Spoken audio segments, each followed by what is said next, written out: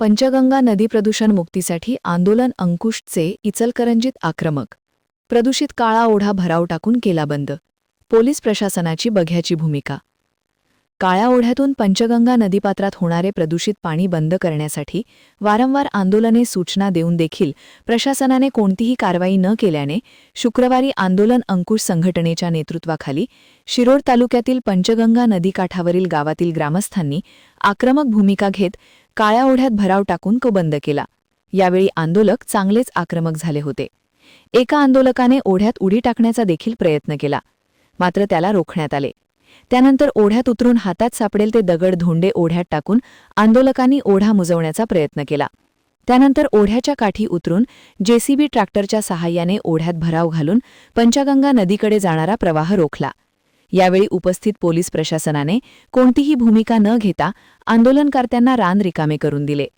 सुमारे 3 तासांहून अधिक काळ चाललेल्या या आंदोलनात 200हून अधिक नागरिक सहभागी झाले होते. आज या ओढ्यात आम्ही बांध घातला आहे. उद्यापासून शिरोळ तालुक्यातील संपूर्ण कचरा या ओढ्यात आणून टाकला जाईल आणि ओढा कायमस्वरूपी बंद केला जाईल, असे धनाजी चुडमुंगे यांनी सांगितले. दरम्यान आंदोलनकर्त्यांनी शिरोळ नगरपालिका आरोग्य विभागाची काही वाहने आंदोलनासाठी आणली होती.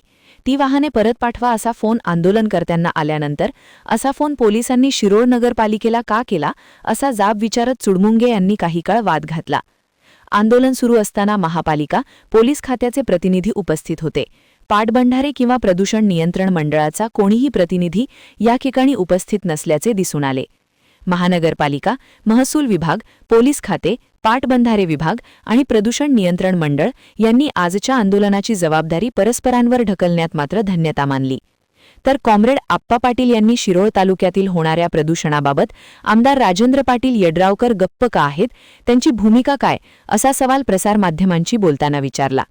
या आंदोलनात भवानीसिंग घोरपडे, अजित देसाई, चंद्रकांत जोंग, बाबासाव सावगावे, उमेश कर्णाले, आयुब पटेकरी, राजगोंड पाटील आदींसह अन्य आंदोलकांनी यावेळी पंचगंगा प्रदूषणावर तीव्र भावना व्यक्त करत प्रदूषणामुळे होणारे तोटे आणि भविष्यात करावे लागणारे आंदोलन याविषयी आवाज उठवला.